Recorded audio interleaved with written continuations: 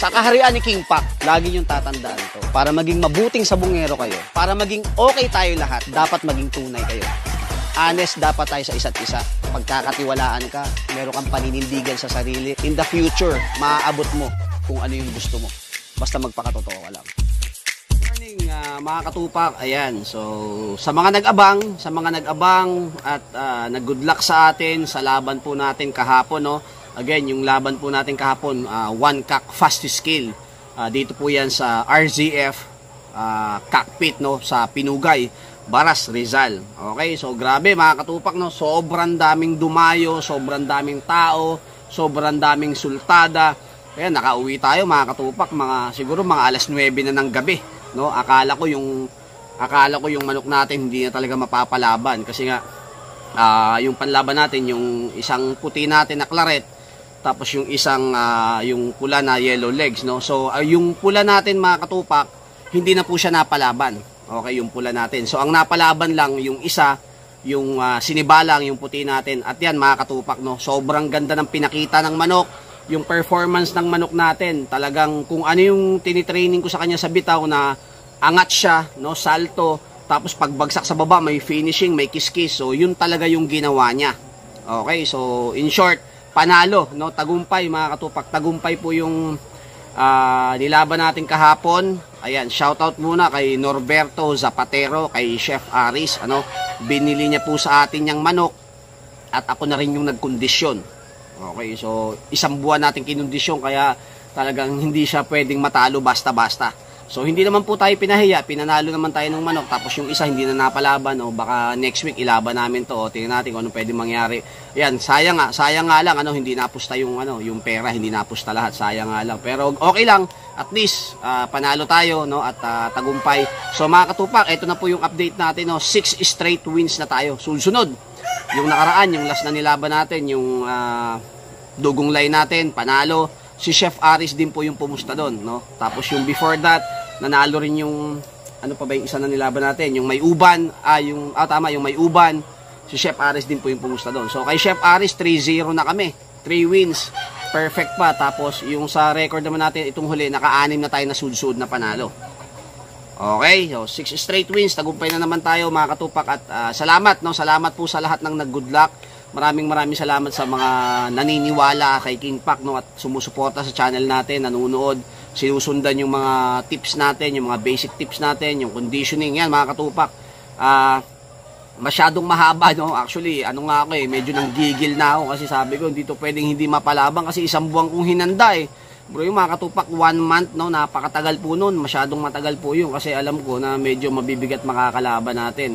At yung manok, no, sayang hindi tayo nakapasok sa fastest skill kasi 23 seconds, no, 23 seconds. So sa daming sultada, may mga 11 seconds, may 10, may 14, may 12.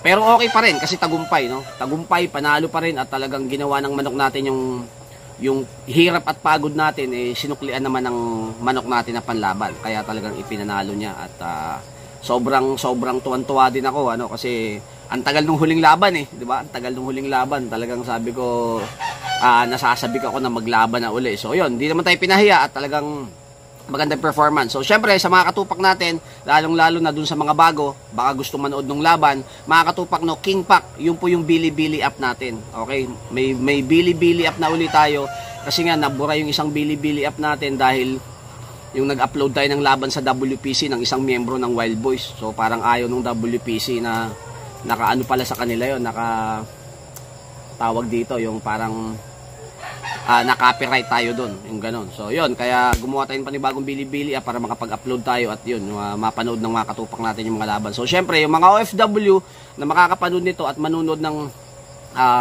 channel natin, sa King Pac Iyamigel po. Okay, King Pac Iyamigel Messenger, o kaya King Pac, o kaya dun sa page ko po, King Pac Legit. Doon ko po isi-send sa inyo yung mga laban. Okay, para lalong-lalo na yung mga OFW, di ba? Medyo boring yan, boring sa ibang bansa, at talagang pantanggal stress po nila yan. Marami pong nagchat-chat sa atin ng mga OFW, mga taga Saudi, taga Kingdom of Saudi Arabia, Doha, Qatar, mga ganyan, no? Hindi lang naman doon, syempre may Canada, USA, yan, si Chef Aris taga London to, no, United Kingdom, London. So yan, at Congrats uli, brother. Ayan, congrats kay Chef Aris. Congrats sa atin. Congrats sa tandem natin. Medyo maganda-ganda yung record natin. At good luck din sa mga maglalaban pa. At congrats din sa mga nanalo. May mga nag-send sa akin, no, na naka 2 hits champion, naka 3 stag champion. Yan, congratulations po sa inyong lahat. At sa mga naglaban din kahapon, congrats. No, medyo napagod talaga si King Pac, medyo napagod si King Pac at talagang anong oras tayo nakauwi, no? Sobrang daming tao, sobrang daming sultada. Akala ko din na mailalaban yung manok natin. Pero yun, talagang tayo, buzzer beater, napalaban yung manok natin at di naman tayo pinahiya. Okay? Ayan, mga katupak, no? Salamat po ng marami at sa mga, ayan na, yung pusa kong makulit, sumugod na. Sa mga katupak natin na gustong kumuha ng panlaban, sa mga katupak natin na gustong umorder ng King Pac Molasses, Honeybee, Korean Jelly, Malunggay Powder, i-chat nyo lang po ako or tawagan nyo ako 0932-346-2781. Yan po yung number natin, 0932-346-2781. Maraming salamat po sa lahat. Yan. Good luck sa mga laban nyo at more wins and more blessings to come. Thank you. King Pac, one love.